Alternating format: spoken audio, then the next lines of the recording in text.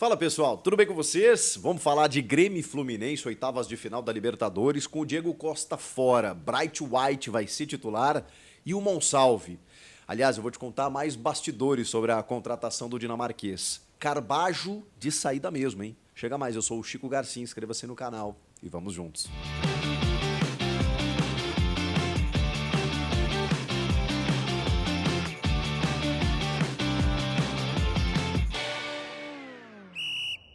Bora atualizar a situação do tricolor que encara o Fluminense pela Libertadores da América nesta terça, jogo no Couto Pereira, despedida do Couto, né? Porque depois o Grêmio vai regressar para o seu estádio, para a sua arena. Finalmente o Grêmio voltando aos pouquinhos para o seu estádio. E o Couto Pereira nos abraçou aí, mas fica distante da nossa torcida, né? De qualquer forma, a expectativa para que a gente faça um bom jogo, é um jogo de ida contra um Fluminense que está preocupado com o Campeonato Brasileiro, né? Está na 18ª colocação. Chegou a sair da zona em determinado momento, voltou, o Mano Menezes deu uma ajeitada no time, voltou a gerar uma instabilidade, eliminado aí para o Juventude na Copa do Brasil e acabou perdendo aí no final de semana mais um jogo, o jogo contra o Vasco, né? E aí com isso não conseguiu sair da zona do rebaixamento. Então é um Fluminense pressionado, mas de ótimos valores e que inspira cuidado, né? Tem o Mano Menezes do outro lado que conhece muito bem o Grêmio e a gente também conhece bem ele e vice-versa. Agora, vamos falar de algumas situações interessantes, porque o Diego Costa, por exemplo, está fora do jogo. Eu já imaginava que ele não seria titular, porque ficou muito visível contra o Corinthians, né, que ele não tem ritmo de jogo ainda. Ele está muito abaixo daquilo que se espera. Ele ficou 2 meses parado, ele não é mais nenhum menino, ele teve uma lesão grave muscular, uma lesão de grau 3, era para ele ficar 3 meses, inclusive, voltou antes do esperado, mas no jogo a gente já percebeu que ele não tinha condições de voltar.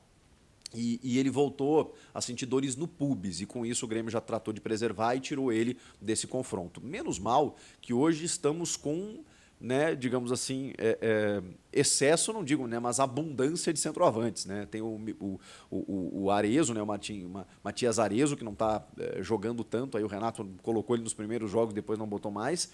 E agora o Martin Brathwaite, né? O dinamarquês que nos encantou no jogo contra o Cuiabá. Eu consegui colher mais alguns bastidores da sua contratação, da sua chegada. Primeiro que assim, desde que ele faz esses gols contra o Cuiabá, ele encantou o torcedor não só pelo jogo que ele entregou, e foi um jogo de muita participação, né? De muita movimentação, não só pelos gols ou pela participação em todos os gols, mas assim, como ele se envolveu com o jogo, como ele saiu da área, como ele tá num outro nível realmente, assim, né? Os caras credenciaram a apresentação dele lá no Barcelona, tropeçando nas embaixadinhas, como se ele fosse um completo perna de pau. Na verdade, para o Barcelona ter contratado o cara, poxa vida, gente, era meio óbvio ver isso, né? É óbvio que ele tem um nível acima dos demais. Não que ele seja do nível do Barcelona, tá bem, é o que muitos analistas dizem, né? Ele chega lá por um contexto específico, mas, cara, também não é qualquer pé de rato, né? Vamos combinar. Mas o que mais encantou o torcedor foi o carisma desse gringo, né? Porque ele é um dinamarquês, se esforçou para falar português nas entrevistas, meteu dancinha depois do jogo. E aí este que vos fala aqui, né, no jogo aberto que eu participo com a Renata Fã, até para dar uma provocada na minha amiga colorada, né? Eu meti a dancinha do Bright White, né, na nossa abertura, e não é que o dinamarquês repostou e ainda me provocou, né? Diz que quando a gente se encontrar ele vai me ensinar melhor essa dancinha aí. Então, assim, ele tá super empolgado com esse começo, né? Nós também, né? Pela maneira como ele jogou contra o Cuiabá, mas mais do que isso, né? Cara, ele se adaptou muito rápido, nem teve adaptação, né? Um cara latino praticamente, é um nórdico da Dinamarca, mas ele é um cara latino, assim, ele tem essa verve, né? Ele tem um molho, né? Ele já caiu nas graças do torcedor pela maneira como ele está se envolvendo com o clube. E aí eu fui tentar descobrir, né, como é que o Grêmio chegou nesse cara. Primeiro que assim, o Grêmio tá de parabéns pela janela que fez. E aí eu preciso parabenizar aqui o vice Antônio Brum, que tomou muita porrada, né? Muita porrada, até pela ausência de um substituto para o Luizito Soares, como se fosse fácil, né? Não é fácil, a gente sabe, mas a régua subiu demais. Houve uma demora, né? O Grêmio sofreu com isso, especialmente agora recentemente, né? Tendo que contar com JP Galvão, Everton Galdino, de uma janela anterior que tinha sido mais, assim, complicada, né? Com o Luan, como é o Bessosi, os jogadores que não deram certo, né? O JP Galvão. Essa janela agora, dentro do centro de análise que o Grêmio fez, com o comando do Fernando Lázaro, né? Ex-Corinthians, no chefe do scout, da análise de desempenho, com o Antônio Brum, que garimpa muito bem o mercado, do Luiz Wagner Vivian, que é o diretor executivo. O Grêmio descobriu essas joias aí, né? Esses jovens jogadores sul-americanos. E aí eu ouvi o seguinte, que o Grêmio descobriu no Monsalve, por exemplo, um jogador raro antes dos europeus. E o que eu ouvi é que, infelizmente, há uma sensação dentro do Grêmio de que ele não vai ficar muito tempo. Uma pena, porque ele tem 20 anos, é completamente diferente e a gente já está percebendo isso com 2 jogos que ele atuou, né? Acabando com o Furacão fora de casa e contra o Cuiabá também na jogada que ele fez no primeiro gol do Bright White com a camisa do Grêmio. Miguel Monsalve, anotem esse nome, porque foi o que eu ouvi lá de dentro do Grêmio. Descobrimos ele antes dos europeus. Então, logo, logo, o Grêmio vai faturar com esse cara, né? Porque ele vai valer muita grana, mas precisa jogar, né, Renato? Precisa jogar. E o Bright White, o Grêmio já tinha tentado a contratação dele em janeiro, mas não houve um contato tão próximo. O que eu descobri? Ele tem um preparador físico que tem um escritório, um centro de preparação física em Porto Alegre.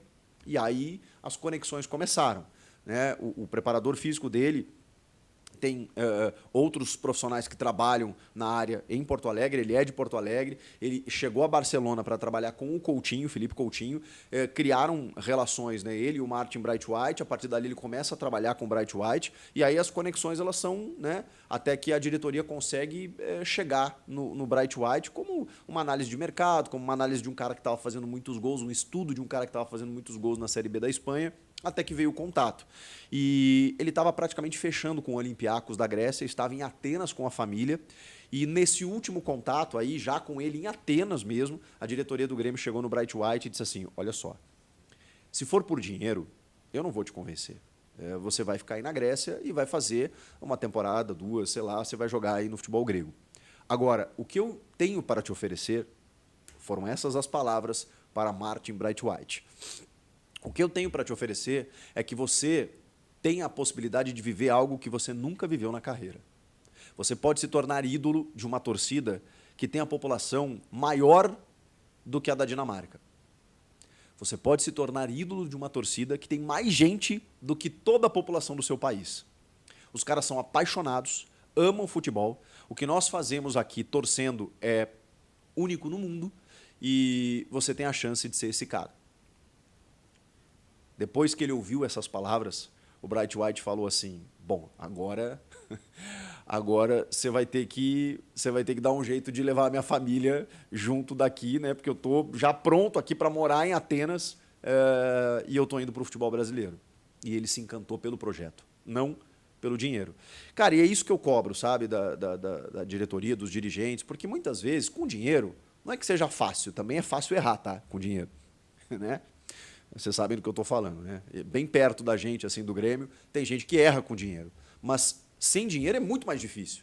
Então você precisa ter outros argumentos. E o Grêmio ofereceu a ele um projeto esportivo, essa possibilidade, a lacuna da ausência do Luizito Soares para ser preenchida. O Diego Costa, meio que dentro daquilo que lhe coube, né, durante boa parte do ano.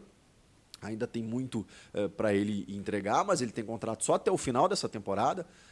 Conseguiu corresponder de certa forma, mas o Bright White tem um molho diferente, né? É um cara ex-Barcelona, é um cara dinamarquês, é muito diferente, né? É um gringo que né, que tem uma outra cultura completamente diferente e que tem um nível de profissionalismo que a gente já está percebendo.